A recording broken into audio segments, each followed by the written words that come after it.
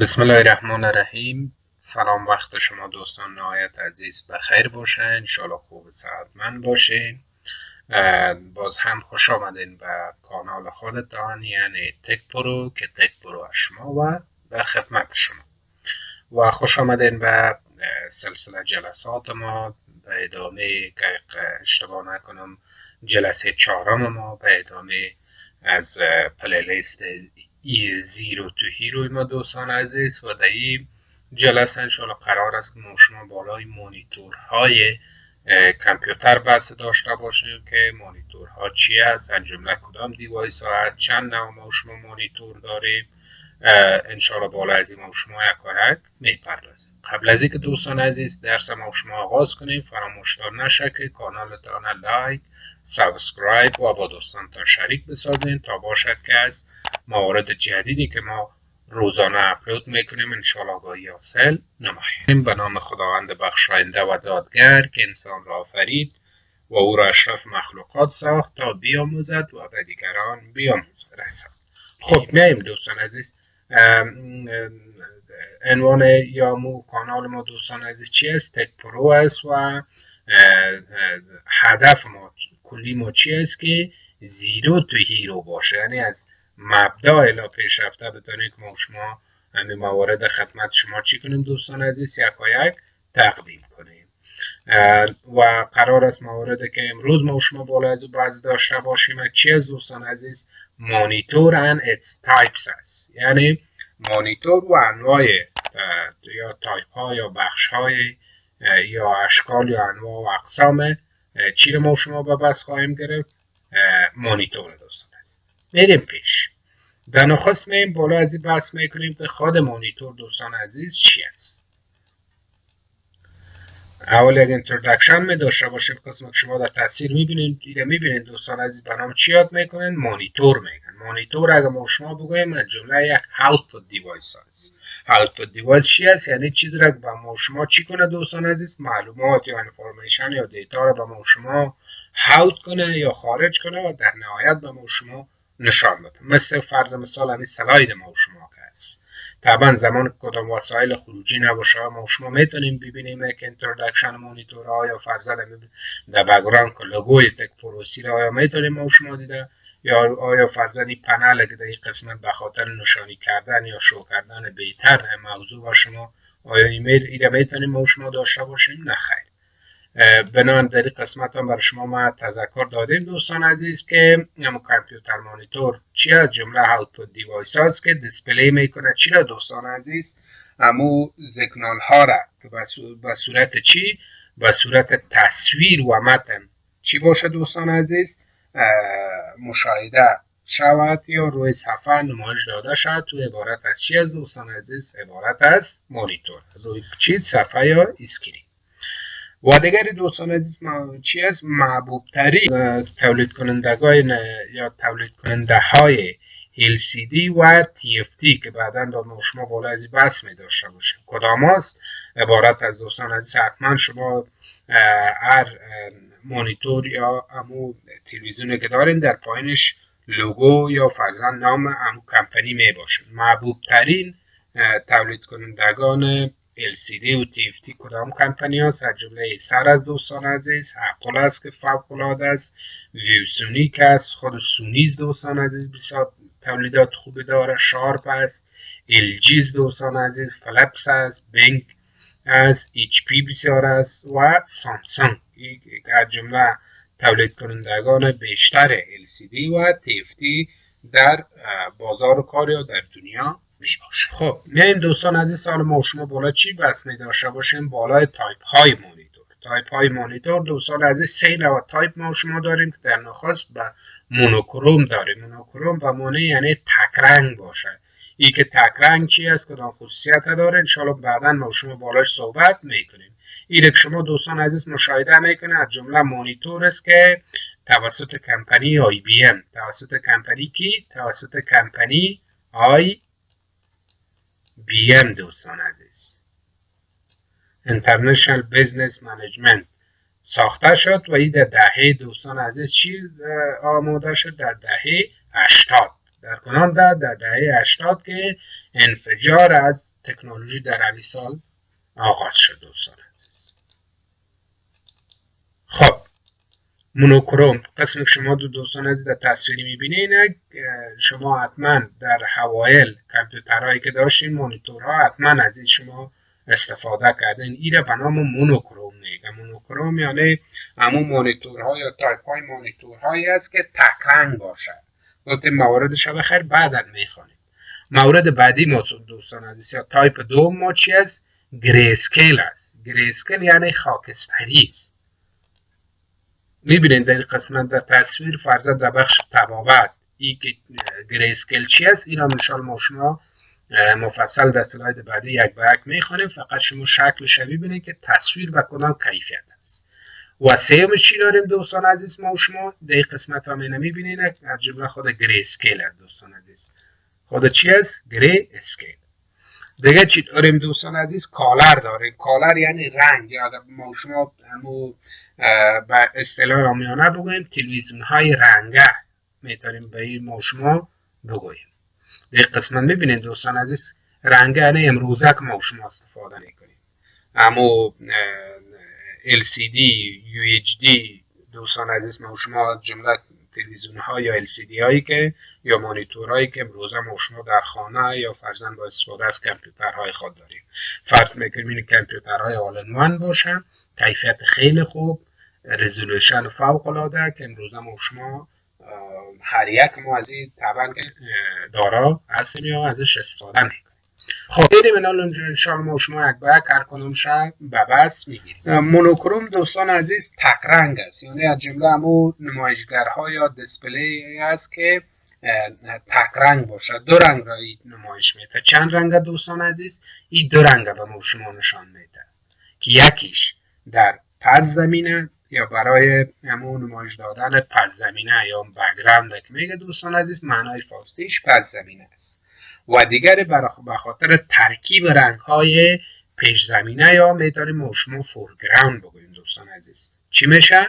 استفاده میشه و در نهایت میتونه که سیاه سفید و یا سیاه و چی را دوستان عزیز سبز به ما شما یعنی ترکیب کنه و در نهایت به شکل تصویر به ما شما نمایش داده شده یا نشان بده.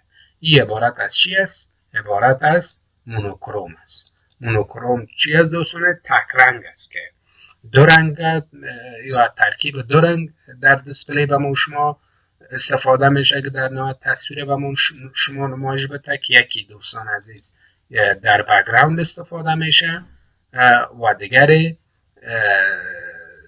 به خاطر یا از ترکیب دو رنگ در پیش زمینه دوستان از یکی پس زمینه که بک‌گراند دیگه پیش زمینه که در پیش زمینش چی هست؟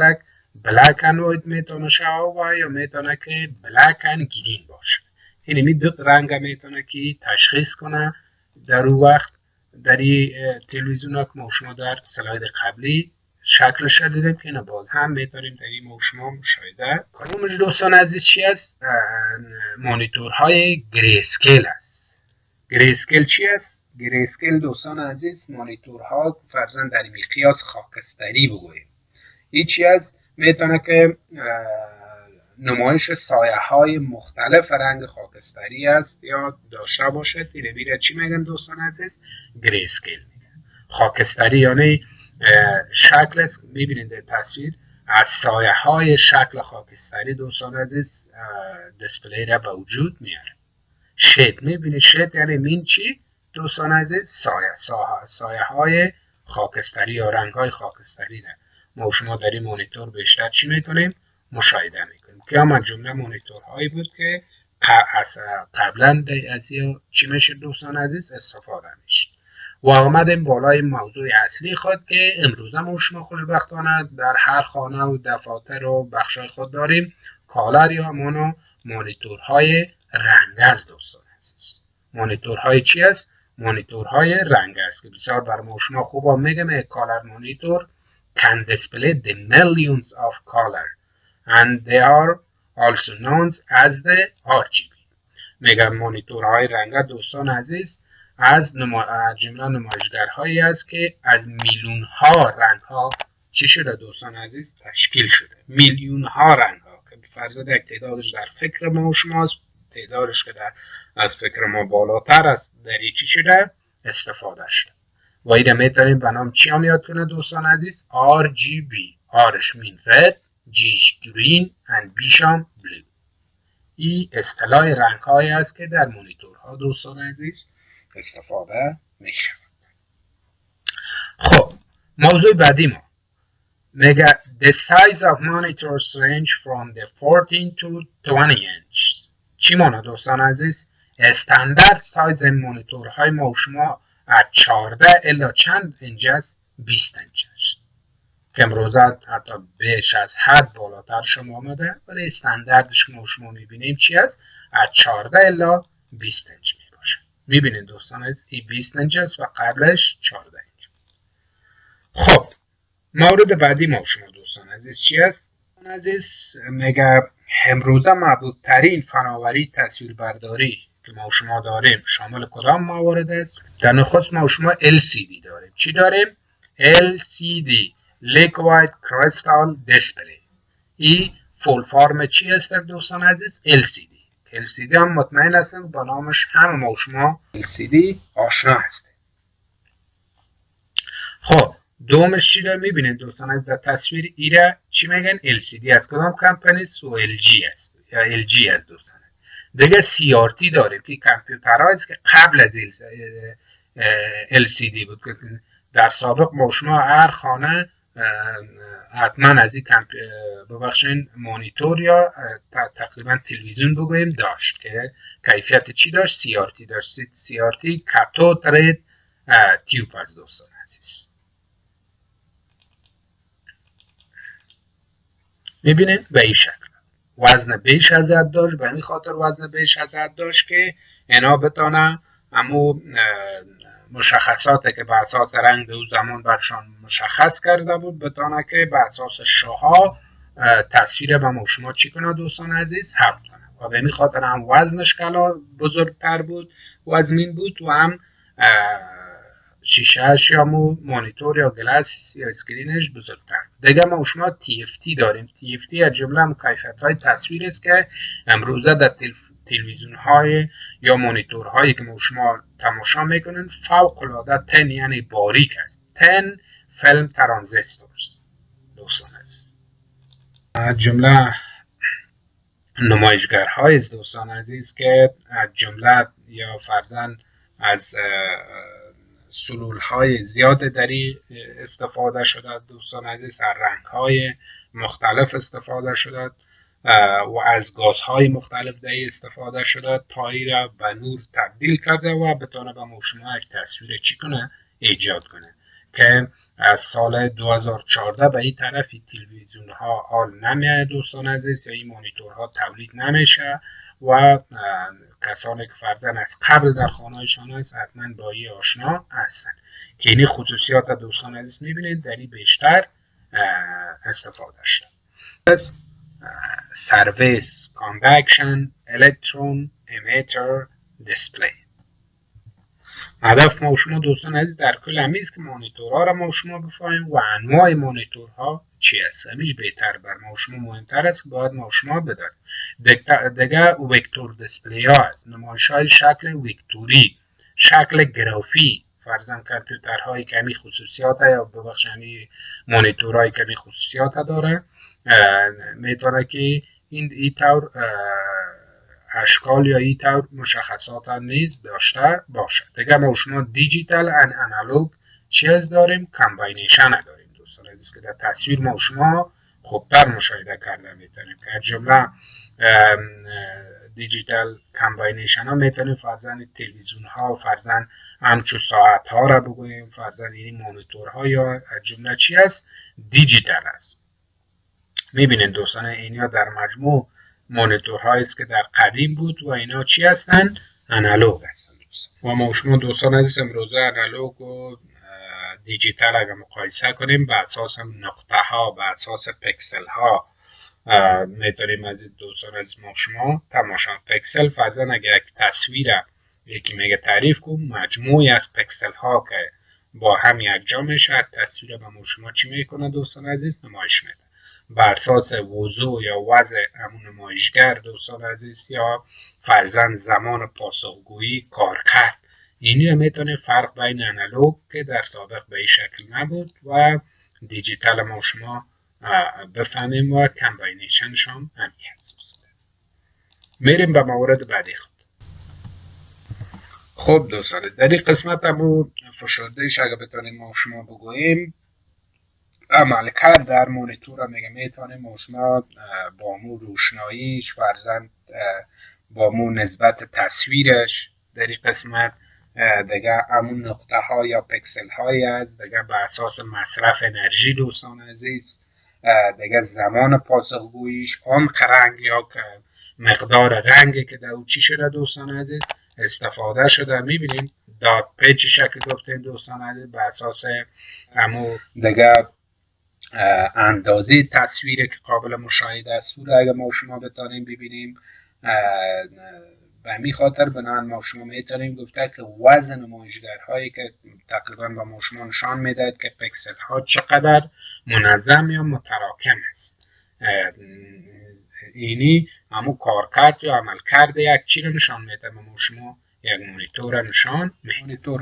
مانیتورهای مدرن که امروزه دوستان از ما شما میبینیم خوشبختانه یا ساپورت ریزولوشن های بیشتر مثل ما شما در صورت که اگر ویندوز ما شما لایسنس باشه زمانی که هر فیچر هایی که در آینده از طرف کمپانی راجع میشه یا فرضاً به وجود میاد اتومات میتونه با یک کلیک اپدیت کردن ویندوز همون خصوصیات به خود بگیره و در اختیار کاربر قرار بده.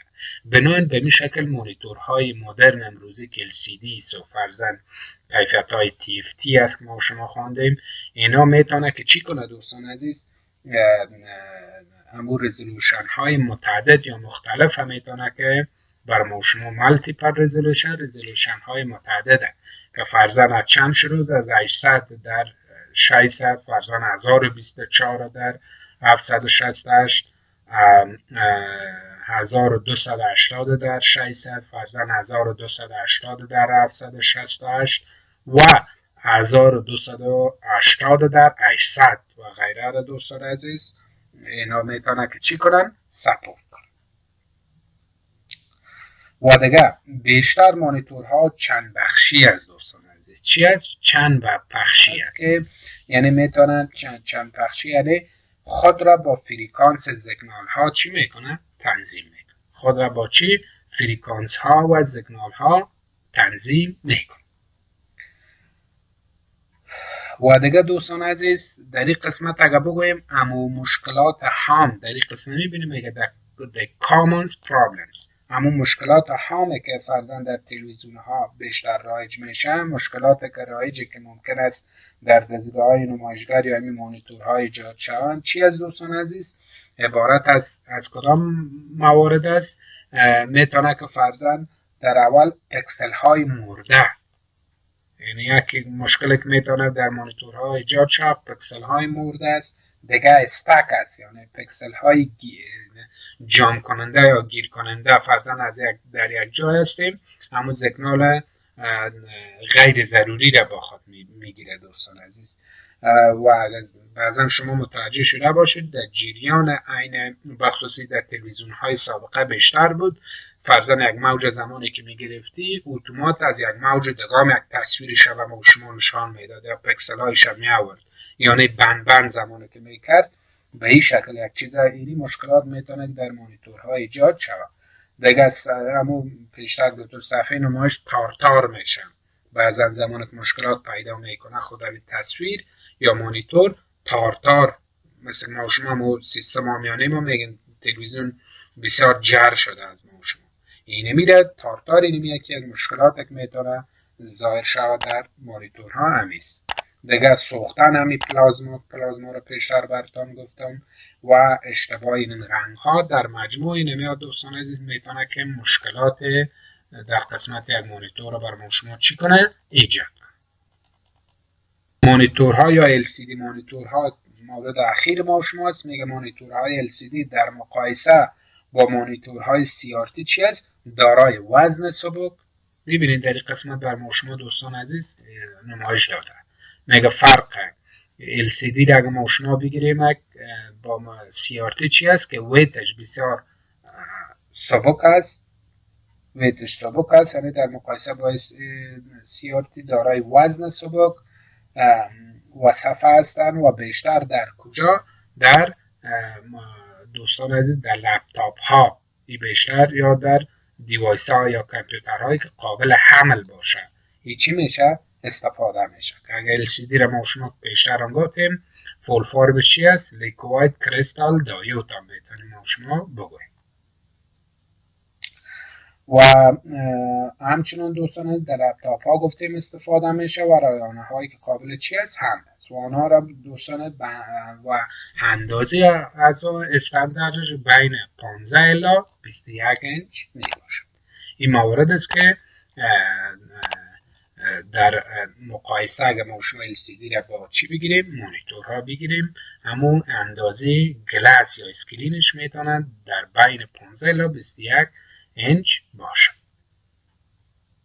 خب دوستان عزیز، امید که این مورد این جلسه ما که به ادامه سلسله جلسات ما از پلیلیست زیرو تو هیرو بوده خدمت شما قرار دادیم، مورد توجه و دلچسبی شما قرار گرفته باشد. فراموش تا نشه دوستان عزیز که کانال یوتیوب، کانال تلگرام که در دسکریپشن خود صفحه یا کانال یوتیوب ما هست میتونید شما لایک و سابسکرایبش کنین، با دوستانتون شریک بسازین. به صورت که دوستان عزیز کدام سوال می داشته باشین، کدام پیشکش خوب می داشته باشین، میتونین در کامنت بر ما بگوین، میتونین در صفحه تلگرام ما به ما یادآور شید. منتظر نظریات نیک شما خوبان هستیم. تا دیدار بعد، وقتتان بخیر باشه. بدرود.